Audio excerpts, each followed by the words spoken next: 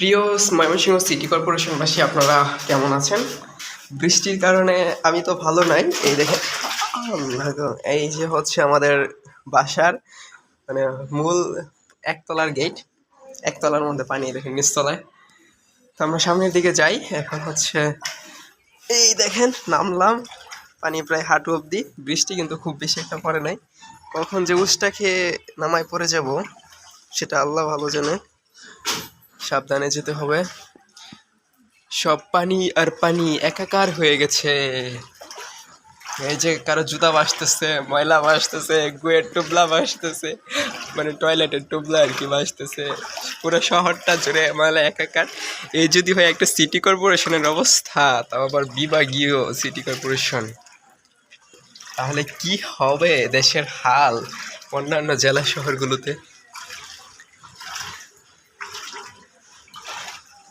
হাঁটতে হচ্ছে খুব সতর্কতার সাথে, কারণ পরে গেলে সর্বনাশ, ভাদ্র মাস হয়ে যাবে। তো এই সাইডে আর এই পানিগুলো যে কি পরিমাণ দূষিত, মারাত্মক লেভেলের, তা তো আপনারা বুঝতেই পারতেছেন। এই দেখেন, এই সাইডে পানি একদম ঘোলা।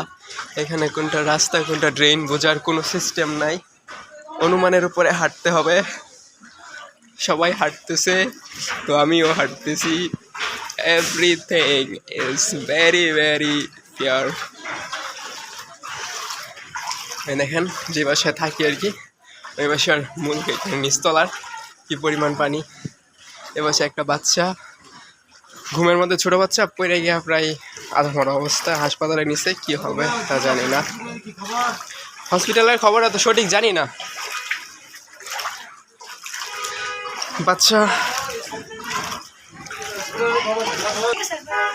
এই যে এই দিক দিয়েও পানি।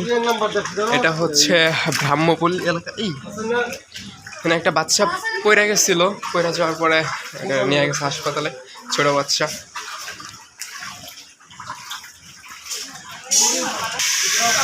প্রত্যেকটা বাসায় পানি উঠে গেছে, যেগুলো উঁচু এগুলো বাদ দিয়া।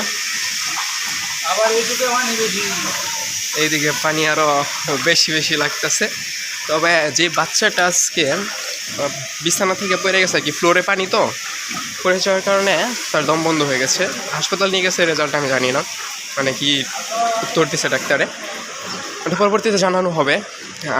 এই বাচ্চা যদি মারা যায়, এই দায় কি সিটি কর্পোরেশন নিবে? আমার তো মনে হয় এটা সিটি কর্পোরেশন নেওয়া উচিত, কিন্তু সিটি কর্পোরেশন নিবে আসলে এই দায়? নেবে না। এটা কিন্তু সিটি কর্পোরেশনের দোষ, কিন্তু সিটি কর্পোরেশন এগুলো খেয়ালেই রাখে না। এই নোংরা পানি দিয়ে আমাদেরকে হাঁটতে হচ্ছে, সব মানুষ এই নোংরা পানি দিয়ে চলাচল করতেছে। মানুষের যদি এখন পানিবাহিত রোগ হয়, এই দায় কি সিটি কর্পোরেশন নেবে? নেবে না। কেন নেবে না, এটা আমার প্রশ্ন।